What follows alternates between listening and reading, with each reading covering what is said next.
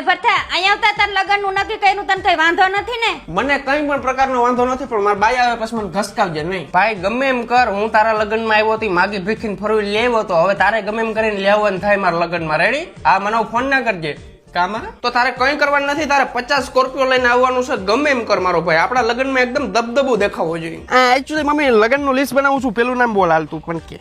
મોટી જેઠી દાડીનું લગ. એ જેઠી દાડીનું નૃત્ય હું આખું ઘર આવે છે ને ગુલાબજાંબુ હરખાથી દાબી જાય છે ને વધાવો નથી કરતા. હવે રેમલા બાબાનું નામ લખ. એ રમલા બાબાની સાલી ભેગું છે, એ ટાણે આવે નહીં, ખાવા ટાણે આવે, એને નથી કેવા.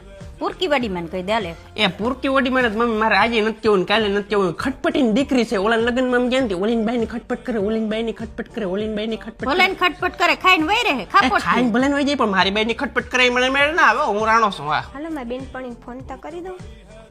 હાલો પ્રિયા, મારા ભાઈના લગ્ન હે, પૂગી આવજે તો ખરી. એ બેન તમે કંકુ પગલામાં આવજો, લગ્નમાં ના આવજો. મારા ભાઈ